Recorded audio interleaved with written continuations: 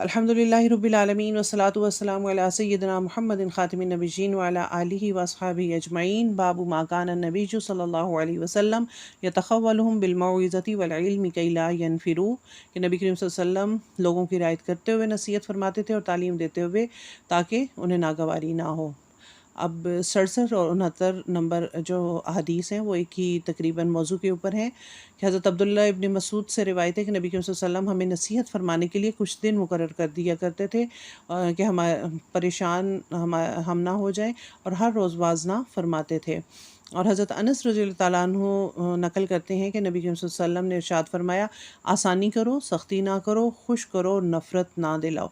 ये दीन इस्लाम यानी फ़ितरत है और हमेशा हमेशा के लिए है और हर इंसान के लिए आया। इसलिए ये दीन अपने अंदर ऐसे उसूल रखता है जो इंसानी फ़ितरत के लिए नागवार नहीं।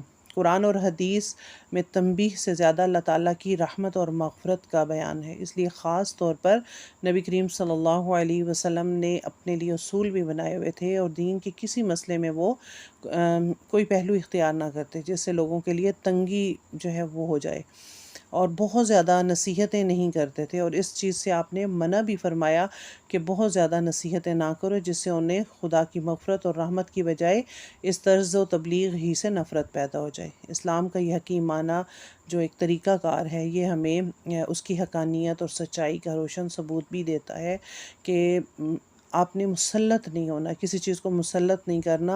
और जिस तरह से पहली हदीस जो है उसमें बताया गया कि आपने कुछ दिन मुकर्रर किए हुए थे, रोज़ाना बैठ के तो 2-2 घंटे आप सहाबा किराम को लेके नहीं बैठते थे। कुछ टाइम आपने मुकर्रर किया हुआ था कि उस टाइम में आप वाज़ व नसीहत जो है वो किया करते थे। और फिर आपका इरशाद कि आसानी करो, सख्ती ना करो, खुश करो, नफ़रत ना दिलाओ।